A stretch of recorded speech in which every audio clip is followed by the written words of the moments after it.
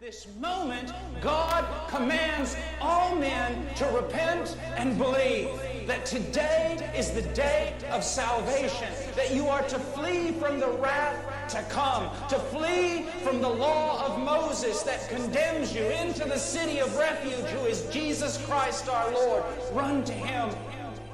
Repentance is simply giving up, to stop fighting against God and to stop attempting to gain your own salvation through your own works, to literally give up and fall upon Christ. That is salvation. So that you say, nothing in my hands I bring, simply to the cross I cling. And when that seed grows in you to the point where you know that you're standing before God is 100 absolutely percent based and founded upon the perfect work and merit of Jesus Christ, then you stand before Him with confidence, knowing that all your sins have been atoned for and that you are righteous in Christ.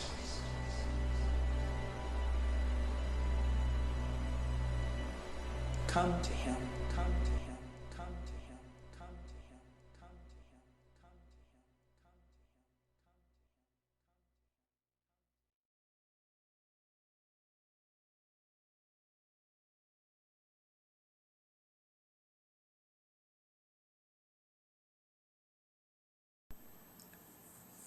Ok, salut mon frère, ma sœur, je te salue dans le nom puissant de Jésus-Christ, le seul et unique Sauveur. Alors aujourd'hui je te retrouve pour une nouvelle vidéo où on va traiter le message suivant, dont le titre est « Message à toi qui te sens seul ». Message à toi qui te sens seul, isolé, peut-être incompris. J'en parle pas assez de ce type de personnes qui peuvent vivre des moments de solitude absolument, qui peuvent être des fois éprouvants. Et c'est important de traiter ce type de message et de parler à toi, mon frère, ma soeur, si tu te sens seul, incompris, abandonné, isolé. Et on va lire deux passages. On va lire un passage dans l'Ancien Testament, dans le livre des Psaumes. Et on va lire un deuxième passage dans le Nouveau Testament, d'accord ? Dans le livre de Jean. D'abord, on va lire donc le premier message dans le livre des Psaumes, chapitre 68, à partir du verset 6, on va lire jusqu'au verset 7, d'accord ? Donc prends ta Bible, mon frère, ma soeur, si tu l'as avec toi, et on va commencer par lire le livre des Psaumes, chapitre 68, et on va lire à partir du verset 6. Psaume 68, verset 6. Le Père des orphelins, le défenseur des veuves, c'est Dieu dans sa demeure sainte. Dieu donne une famille à ceux qui étaient abandonnés. Il délivre les captifs et les rend heureux. Les rebelles seuls habitent des lieux arides. D'accord ? Ça, c'est le premier message. Maintenant, on va aller dans le Deuxième Testament. Dans le Deuxième Testament, donc dans l'évangile de Jean. Jean, à partir du chapitre 14, verset 18. Jean 14, verset 18. Et Jésus dit en ces mots, « Je ne vous laisserai pas orphelins, je viendrai à vous. » Je répète, Jean 14, verset 18, Jésus dit, « Je ne vous laisserai pas orphelins, je viendrai à vous. » Amen. Et on va s'arrêter là. Amen. Donc comme je le disais, mon frère, ma sœur, cette vidéo, elle m'a tenu à cœur de le faire. Parce que peut-être toi, mon frère, ma sœur, ou une personne de ton entourage, vit des moments compliqués. Peut-être des soucis familiaux, peut-être tu es jeune, tu as des soucis à l'école, peut-être tu n'as pas d'amis, peut-être que tu n'as pas de famille, peut-être que tu es allé dans un pays étranger et tu ne connais personne. Ce que je veux te dire, mon frère, ma soeur, c'est que se sentir seul, c'est pas très facile à vivre tout le temps. Il y a certaines personnes qui arrivent à vivre la solitude d'une manière très simple. Tu as des personnes qui supportent la solitude très facilement. Mais avec le temps, on se rend compte que être seul, ce n'est pas toujours évident. Et que l'être humain n'est pas conditionné à rester seul. La Bible déclare, la Bible enseigne dans le livre de la Genèse, au chapitre 2, verset 18, et Dieu dit en ces mots qu'il n'est pas bon que l'homme soit seul, et que Dieu lui fera une aide semblable à lui. Mais le plus important, c'est que Dieu dit dans ce passage qu'il n'est pas bon que l'homme soit seul. En gros, qu'il n'est pas bon que l'être humain soit seul tout le temps.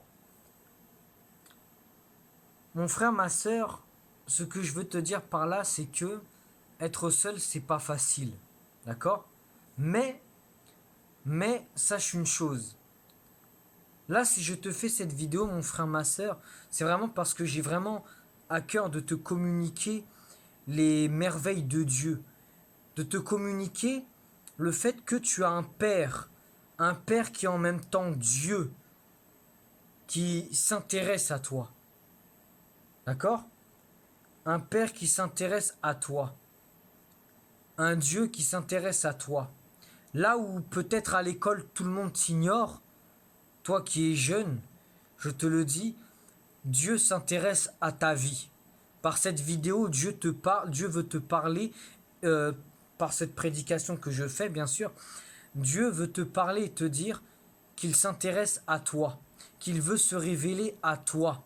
Il veut te montrer que même s'il n'y a personne qui s'intéresse à toi, humainement parlant, que ça soit dans la rue, que ça soit à l'école, que ça soit avec ta famille, tes parents, tu as un Dieu d'amour qui veut se révéler à toi.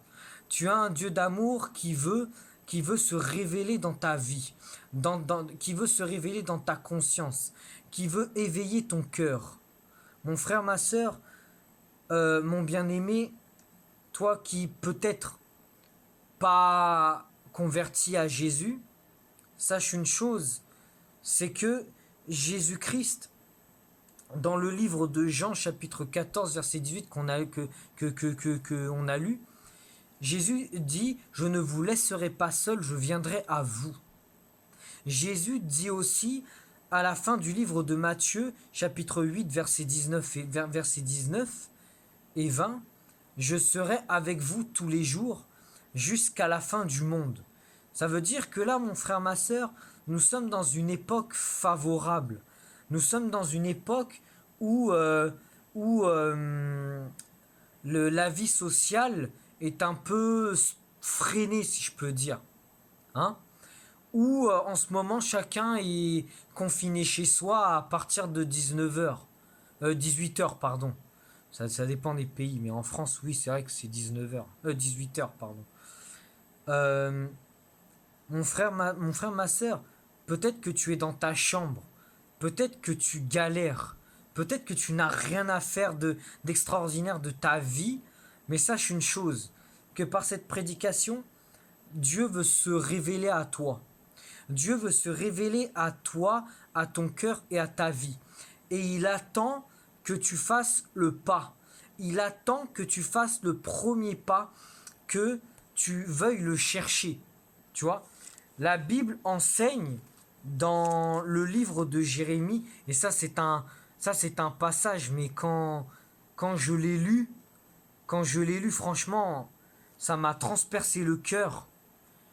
Dans le livre de Jérémie, chapitre 29, verset 11, et on va lire jusqu'au verset 14, l'Éternel Dieu dit « Car je connais les projets que j'ai formés sur vous, donc c'est-à-dire sur toi, mon frère, ma sœur, dit l'Éternel, qui sont des projets de paix et non de malheur, afin de te donner de la vie, de l'avenir, et de l'espérance. Tu le prieras et il t'exaucera. Tu l'invoqueras et tu partiras. Tu partiras le servir. Voilà ce qu'il dit au verset 13. Vous me chercherez et vous me trouverez. Si vous me cherchez de tout votre cœur, je me laisserai trouver par vous, dit l'Éternel. En gros, ce message s'adresse à toi, mon frère, ma sœur. Toi qui es orphelin, toi qui es veuve, toi qui es malade, toi qui es isolé dans ta maison. Même toi, mon bien-aimé ou ma bien-aimée, si tu es dans une maison de retraite où personne ne s'occupe de toi, prends attention de toi, Dieu te dit, si tu me cherches, tu me trouveras. Si tu me cherches de tout ton cœur, je me laisserai trouver par toi. Oui, mon bien-aimé, ma bien-aimée, nous avons un Dieu qui est le seul et unique, il n'y en a pas d'autre. C'est le Dieu de la Bible, c'est celui qui a créé toutes choses dans les cieux, sur la terre. C'est celui qui t'a créé, c'est celui qui t'a créé à l'image de son cœur. C'est celui qui a mis un plan sur ta vie. C'est celui qui t'aime malgré que beaucoup te détestent, malgré que beaucoup ne reconnaissent pas ta valeur, malgré que beaucoup te piétinent, malgré que des personnes, des fois, tu leur dis bonjour, ces personnes passent devant toi et t'ignorent. Dieu, lui, il te voit. Dieu, lui, il te voit. Dieu, il voit ce que tu traverses. Dieu, il voit tes souffrances. Dieu, il voit tes douleurs. Dieu, il voit tes tourments. On va dans le même livre, dans le livre de Jérémie, au chapitre 1er, voilà ce qui est écrit. Dans Jérémie, chapitre 1er, verset 5. Jérémie, chapitre 1er, verset 5. Et ce message est pour toi, mon bien-aimé. Ce message est pour les orphelins, pour les veuves, pour ceux qui sont en prison, pour les personnes âgées qui sont isolées ou ta famille t'a abandonné. Ce message est pour toi, jeune adolescent, hein? Avant que tu fasses une bêtise, avant que tu te mettes à penser dans ta tête que ta vie ne sert à rien, que tu ne mérites pas de vivre, que tu devrais peut-être mettre fin à tes jours. Je te le dis tout de suite. Je te le dis tout de suite, mon jeune frère, ma jeune sœur, ne fais surtout pas ça. Ça, c'est le diable qui veut te séduire. Ça, c'est le diable qui veut t'emmener en enfer avec lui. Ne l'écoute pas. Ne l'écoute pas. Car voilà, venant de Dieu, j'ai un message pour toi. Il y a un message exprès pour toi, exprès pour ta vie, qui va te donner de l'espérance. Hein? Toi, mon bien-aimé, peut-être ta femme t'a quitté, peut-être ton homme t'a quitté, peut-être toi, mon jeune enfant, tes parents ne t'aiment pas. Mais voilà le message qui te concerne. Et c'est Dieu qui parle dans Jérémie, chapitre 1er, verset 5. Et c'est Dieu qui dit, hein, avant que je t'eusse formé dans le ventre de ta mère, je te connaissais. Et avant que tu fusses sorti de ton sein, je t'avais consacré, je t'avais établi prophète des nations. Quelqu'un n'a pas compris là. Attends, je recommence. Avant que je t'eusse formé dans le ventre de ta mère, donc avant que tu sois conçu dans le ventre de ta maman comme embryon, je te connaissais, dit l'Éternel Dieu. Je te connaissais déjà avant que ta mère t'ait connu. Je te connaissais moi à l'avance, dit Dieu. Et Dieu dit encore, avant que tu fusses sorti de son sein, en gros, avant que tu fusses sorti de son ventre, je t'avais consacré à une destinée bien précise. Je t'avais établi. Dieu t'a établi à l'avance, mon frère, ma sœur, mon bien-aimé. Dieu t'a établi avant que tu fusses né. Il avait mis un plan sur ta vie, un plan glorieux, des projets de paix, des projets de réussite et non des projets de malheur, des projets de paix et non de misère, des projets de paix et non de tristesse, des projets de joie, des projets d'allégresse, des projets d'avenir, mais pas un avenir temporaire. pas un avenir temporaire. Parce que tout n'est que vanité dans ce monde.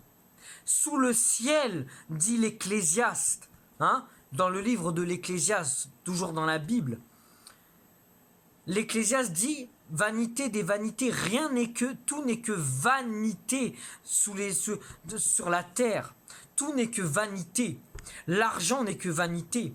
Les biens matériaux n'est que vanité. L'amour idolâtre que tu donnes à une personne n'est que vanité. Oui, il faut être dans l'amour du prochain, mais pas de là à l'idolâtrer. Pourquoi? Parce que, tu sais, par exemple, mon frère, par exemple, mon bien-aimé, tu peux m'idolâtrer moi. Mais un jour, moi, je pourrais... Tu sais, moi, j'ai mes soucis, hein, tout le monde a ses problèmes dans le monde. Et un jour, je vais bouder, tu vois, je vais pas être de bonne humeur, et toi, tu vas croire que j'ai un problème avec toi. Et tu vas pas être bien, tu vas te dire, ah, le frère, hier, il était souriant et tout, aujourd'hui, il me fait la tronche, il m'aime plus, tout ça. Ma bien-aimée, la Bible dit, maudit l'homme qui se confie dans l'homme, car sa ruine sera grande. Mais heureux l'homme qui se confie en Dieu, car lui, l'homme qui se confie en Dieu, même dans ses afflictions, il a tout compris. Mon frère, mon bien-aimé, ma bien-aimée, peut-être que tu es veuve, peut-être que tu es seul, mais Dieu voit tes souffrances. Dieu voit tes souffrances. Pareil pour l'orphelin. Peut-être que tu n'as pas de famille. Peut-être que tu n'as pas de famille. Mais dans le livre des psaumes, chapitre 68, versets 6 et 7 qu'on a lu au début, notre texte de base, Dieu dit bien qu'il donne une famille à ceux qui sont abandonnés. Que ce soit pour la veuve, que ce soit pour l'orphelin. Non, je crois que tu n'as pas encore compris. Dieu peut te donner une famille. Dieu peut te donner un foyer. Si tu te consacres à lui, si tu remets tout ce que tu as sur le cœur à lui. Hein? Parce qu'il ne faut pas croire que les hommes, les associations... Personnellement, moi, j'ai rien contre les associations. C'est pas ça le problème. Mais Dieu peut faire ce que l'homme ne pourra jamais faire pour toi. Même si il se donne tous les moyens, il y a des choses que l'homme ne peut pas faire, mais que seul Dieu peut faire. Parce que Dieu est le Tout-Puissant. Parce que Dieu a créé les cieux et la terre. Parce que Dieu est le seul capable de se transformer l'eau en vin. L'eau en vin, de l'eau en vin, de l'eau en vin. Dieu seul est capable de ressusciter les morts. Dieu seul est capable de guérir. Après, tu vas me dire, oui, mais les apôtres du deuxième testament, de l'évangile du second testament, et même dans le premier, ils faisaient des miracles. Oui, mais que par Dieu, que par la grâce de Dieu, ils peuvent faire des miracles. Ce n'est pas par leur propre force qu'ils peuvent faire des miracles, qu'ils pouvaient le faire. Paul disait justement, nous sommes des hommes comme vous. Nous n'avons rien de plus. Mais c'est Dieu qui fait les œuvres. C'est Dieu qui guérit. C'est Dieu qui restaure. C'est Dieu c'est Dieu qui protège.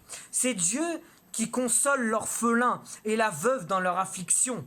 C'est Dieu qui nourrit le pauvre. C'est Dieu qui nourrit le pauvre. C'est Dieu qui prend soin du pauvre. C'est Dieu qui relève le misérable. C'est Dieu qui console et qui remplit d'amour celui qui est méprisé, celui qui est rejeté, celui qui n'est pas accepté par la société, celui qui est détesté limite pour rien. Aujourd'hui, mon frère, ma soeur, on peut te détester pour rien. Mais pour rien. Franchement, pour rien du tout. Moi, combien de fois, ça m'arrive des fois quand je vais faire les courses à Leclerc. Punaise. Des fois, les gens, ils me regardent, mais on dirait j'ai tué un membre de leur famille. C'est un truc de ouf. Le regard qu'ils me jettent, et avec le masque, c'est pire. Tu vois, ils sont comme ça. Tu vois, là, comme ça. On dirait que je t'en veux. Je dis, attends, mais j'ai rien fait, moi. Pourquoi on me regarde comme ça? Tu vois pas? Là où des personnes t'ont rejeté, il y a quelqu'un qui te voit. Il y a quelqu'un qui te voit, Dieu. Pourquoi je dis ça? Parce que Dieu est omnipotent. Dieu est omniprésent.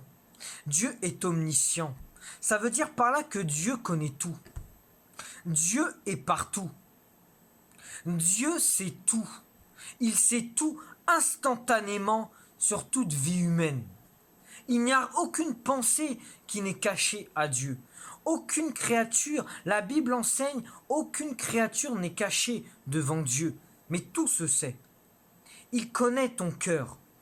Toi qui es sûrement déprimé, jeune adolescent, jeune adolescente, qui pense peut-être au suicide, ne le fais pas. Ne le fais pas. Ne le fais pas. Parce que si tu passes le cap, crois-moi, tu ne reviendras jamais. Tu ne reviendras jamais. Et n'écoute pas les faux enseignants qui te disent « Ouais, tu vas te réincarner, tu vas être dans un trou noir. Non, tu vas juste être en enfer et brûler pour l'éternité. Parce que se suicider, c'est un meurtre contre soi-même. Et aucun meurtrier ne va au paradis. Mon frère, ma sœur, toi qui es malade, Dieu peut te guérir. Toi qui es orphelin ou qui es veuve, Dieu peut te donner une famille. Dieu veut te montrer qu'il est ta famille. Dieu est le premier ami que tu aies eu, même avant que ta mère t'ait porté dans son sein. Dieu veut te faire comprendre qu'il a un plan pour ta vie. Dieu veut te faire comprendre que si tu le sers de tout ton cœur, mon frère, ma sœur, tu vas pas le regretter. Et je ne cherche pas à te vendre de la pub. Je ne cherche pas à faire une vidéo de propagande. Je ne cherche pas à faire ça. Parce que moi-même, si tu regardes mes premières vidéos, j'étais quelqu'un à l'époque, mais qui fuyait les trucs de Dieu. Et aujourd'hui, Dieu, je ne peux pas m'en passer. Je ne peux pas me passer de Dieu. Pourquoi? Parce que Dieu a tant aimé le monde qu'il a envoyé son Fils unique, sa parole, son bras droit, un agneau pur, sans tache, qui s'appelle Emmanuel. Emmanuel veut dire Dieu avec nous. Ça, c'est un message. Ça, c'est un message à ceux qui disent que Dieu est tellement élevé qu'il ne peut pas être près de nous. Mais Dieu fait ce qu'il veut. Dieu fait ce qu'il veut. Comment Dieu peut être Dieu s'il est élevé au-dessus et ne peut pas être en même temps avec sa création qu'il a créée avec amour? Dieu est avec nous par celui qu'il a appelé Emmanuel. Emmanuel, Dieu avec nous. Jésus-Christ de Nazareth, Yeshua Hamashiach, le roi des rois, le seigneur des seigneurs, qui a accepté de descendre de son trône de gloire, lui à qui appartient toute la richesse de l'univers. Tout l'univers appartient à Jésus. Tout l'univers appartient à Jésus. Jésus est le plus riche de tout l'univers. Et malgré tout, il s'est abaissé de lui-même pour venir vers toi, mon frère, ma sœur, vers toi qui est affligé, vers toi qui a le cœur brisé, vers toi qui est pécheur, comme moi qui suis pécheur. Et il est venu comme une lumière dans le monde, mourir à la croix pour nos péchés, mourir à la croix pour nos iniquités, mourir à la croix pour cette puanteur qui est la nature pécheresse. Parce que tu sais, quand tu entends dire, tu as peut-être souvent entendu ça à la télé ou dans ton entourage ou au travail, c'est la nature humaine. Mais la nature humaine, c'est ça en fait, la nature pécheresse. La nature humaine, c'est l'excuse qu'a trouvé l'homme pour excuser son péché et justifier son péché, même devant Dieu. Peut-on tromper Dieu? Peut-on se moquer de Dieu, de celui qui a créé l'univers d'une manière absolument parfaite, méticuleuse et précise? Mon frère, ma sœur, ce n'est pas un Big Bang qui a créé l'univers. Ce n'est pas des théologiens ou une théorie stupide qui a créé l'univers. Même des scientifiques aujourd'hui renommés, des grandes universités comme Harvard ou je ne sais quoi, approuvent que cet univers a été créé par quelqu'un. Cet univers a eu un commencement.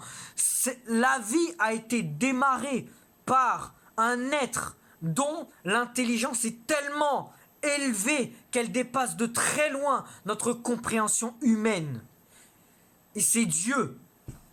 Il n'y a aucune explication. On peut essayer de débattre pendant 10 ans. La raison vient au même. Mon frère, ma sœur, toi qui es orphelin, toi qui es orphelin, toi qui es veuve, Dieu peut te donner une famille. Dieu peut te consoler. Dieu peut te consoler. Toi qui es pauvre, toi qui vis avec très peu de revenus, ne perds pas ta foi car Dieu est présent. On va lire un passage dans Psaume chapitre 27. Psaume chapitre 27. Attends.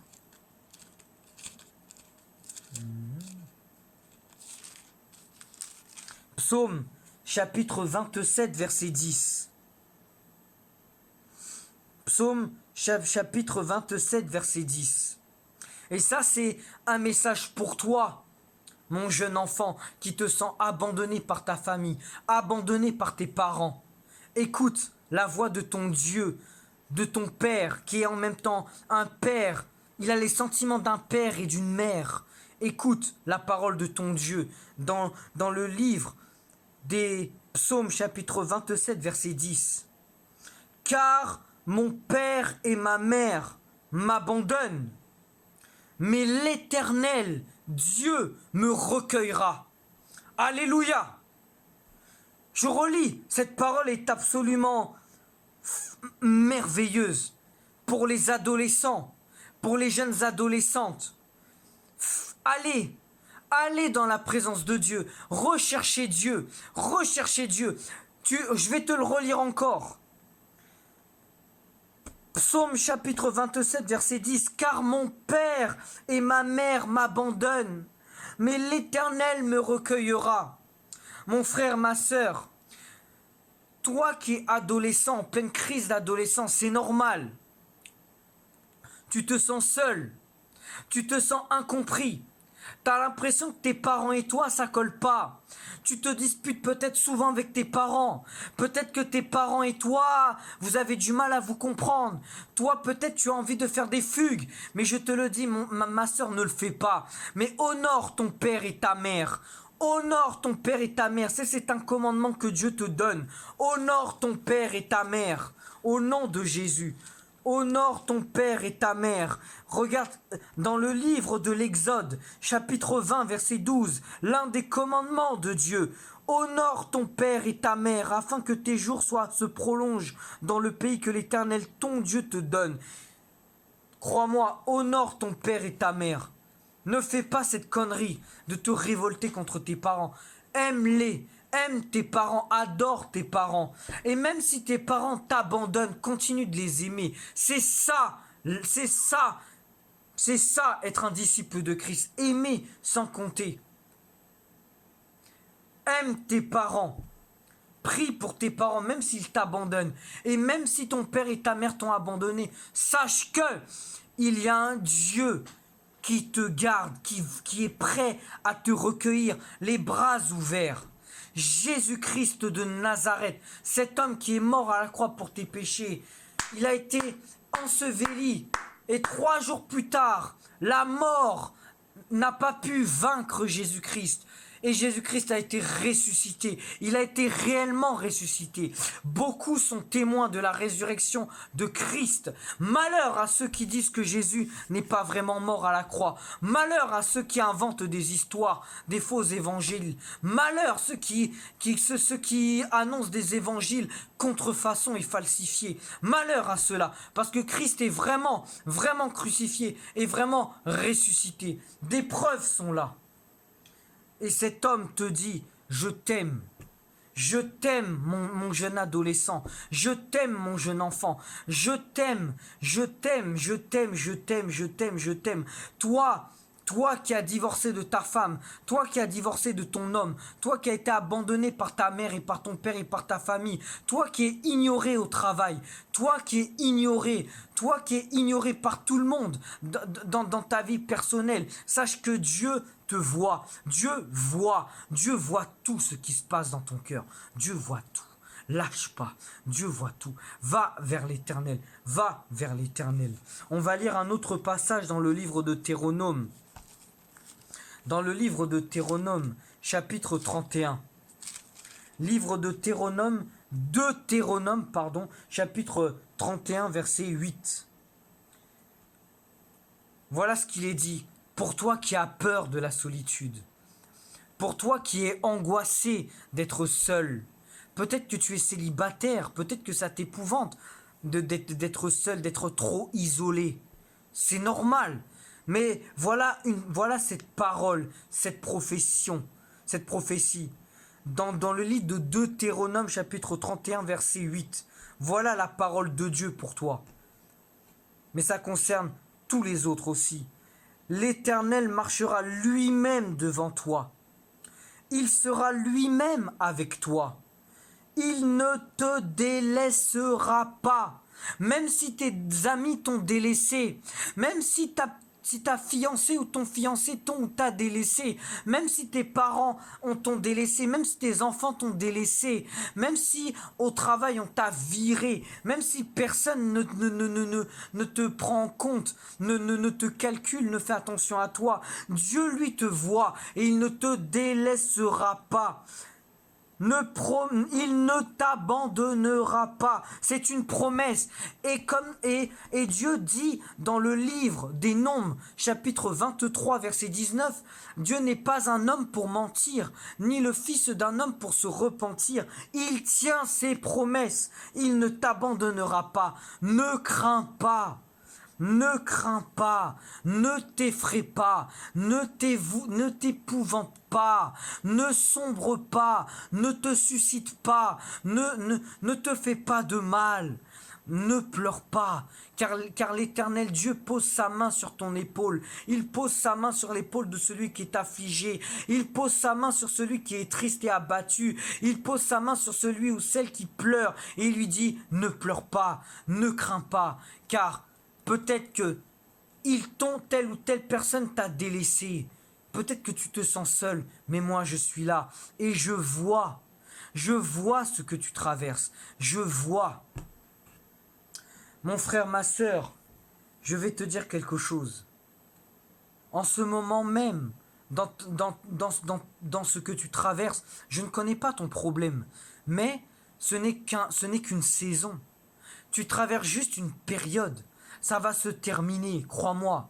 Parce que tout ce que tu vis, je te mentirais si je te disais que je ne le vis pas.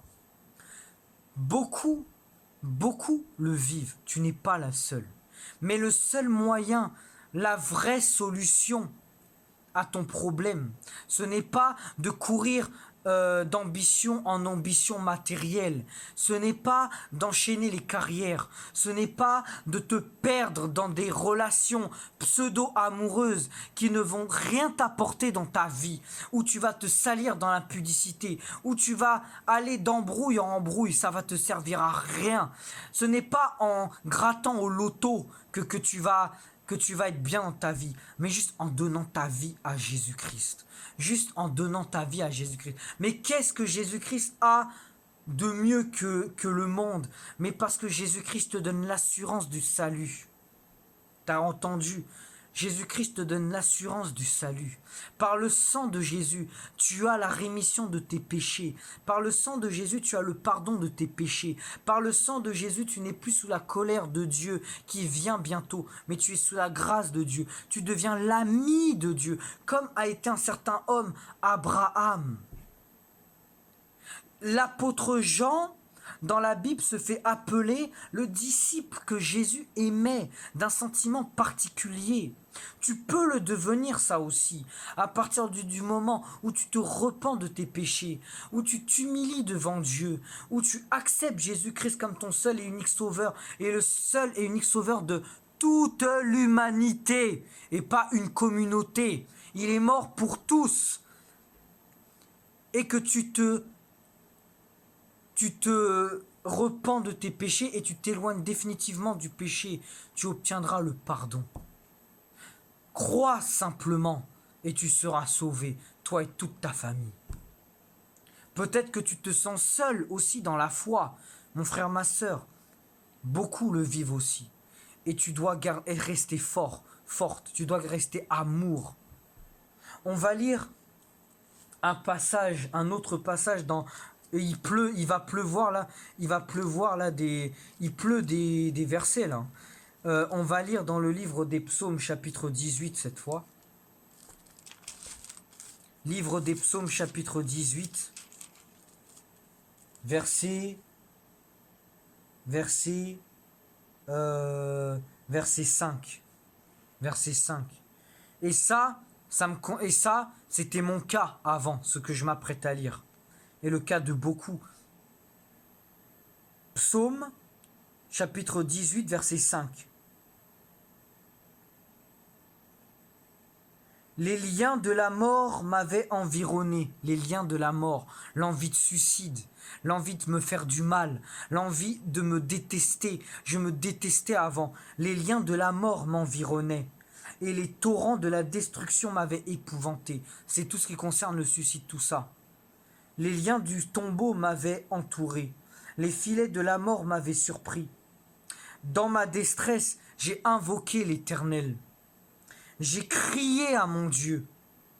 De son palais, du royaume, de son royaume, au 3e ciel et non pas au 7e. Le 7e ciel, ça n'existe pas. Il n'y a que 3 cieux. De son palais, il a entendu ma voix, les cris de mon cœur. Et mon cri est parvenu devant lui à ses oreilles.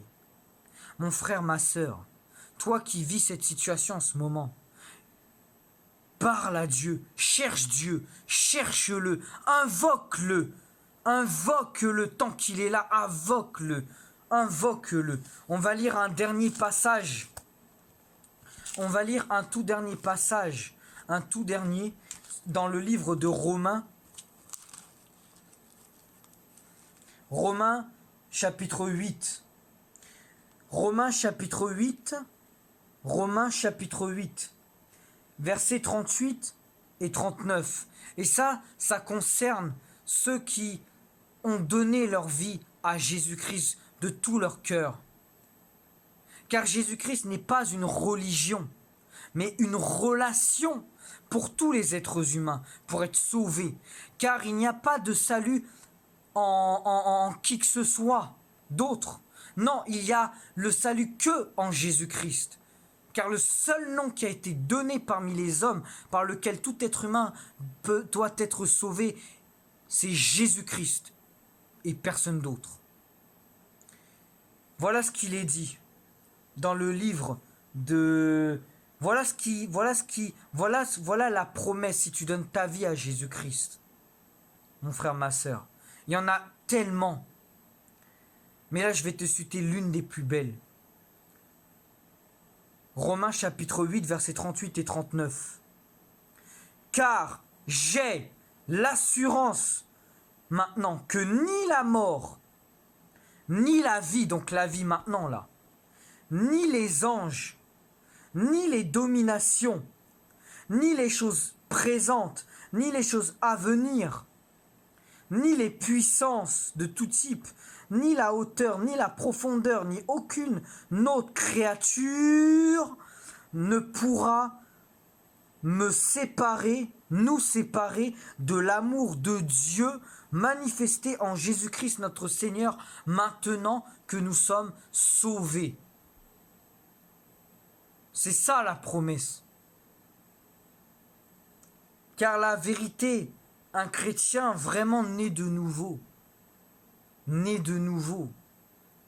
tu es né déjà depuis le sein de ta mère, mais il faut que tu renaisses une deuxième fois par le Saint-Esprit, par la parole de Dieu, qu'elle pénètre dans ton cœur et que tu aies la conviction de pécher. Tu as cette assurance, tu sais où tu vas après la mort. Tu sais que tu vas au royaume de Dieu. Tu sais que tu vas retrouver ton Seigneur et Sauveur Jésus-Christ. Tu sais que tu es pardonné de tes péchés. Tu sais que tu es sauvé. Tu sais que la grâce abonde dans ta vie, comme un fleuve. Alléluia. Mon frère, ma sœur, mon bien-aimé, je ne connais pas ton problème. Peut-être que tu te sens seul. Peut-être que tu as été abandonné. Mais sache que tu as un Dieu pour toi. Sache que ce Dieu veut te recueillir. Sache que ce Dieu veut venir à toi. Sache que ce Dieu veut t'aimer, veut que tu sois aimé par lui. Sache que ce Dieu veut se réconcilier avec toi grâce à l'homme qu'il a envoyé, Jésus-Christ, toujours vivant au siècle des siècles. Donne ta vie à lui, mon frère, ma sœur. Donne ta vie à lui. Car ce monde-là, malheureusement, mon frère, ma sœur, faut que je te dise la vérité, il va tout le temps te décevoir. Mais Jésus ne te décevra jamais. Car Jésus, c'est celui qui s'est retrouvé seul un nombre incalculable de fois. C'est l'homme de douleur habitué à la souffrance. Ce Jésus qu'on l'a couronné d'une épine, une couronne d'épines, on l'a crucifié à la croix. Il a accepté d'être cloué à la croix pour toi seulement.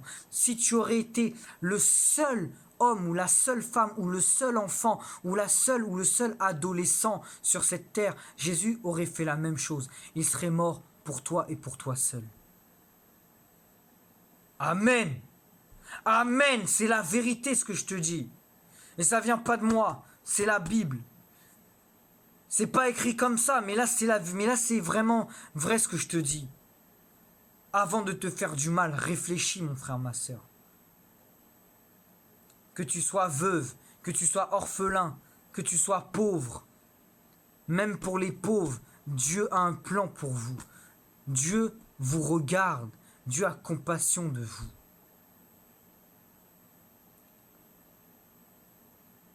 Que tu sois malade, Dieu peut te guérir. Car Dieu fait des miracles. Voilà, mon frère, ma sœur. C'était ça le message que je voulais te prêcher. Car je sais que être seul, c'est difficile. Être seul, c'est compliqué. Même pour les authentiques chrétiens, vivre sa foi seul, c'est une épreuve. C'est une épreuve et il faut persévérer dans la foi. C'est un temps, une saison où Dieu veut que tu te consacres entièrement à lui. D'accord ? C'est comme si tu marchais dans le désert. D'accord ? Profite de ce temps-là pour venir à Dieu, pour chercher Dieu sincèrement. Et donner ta vie à Jésus-Christ de Nazareth, l'homme mort pour tes péchés.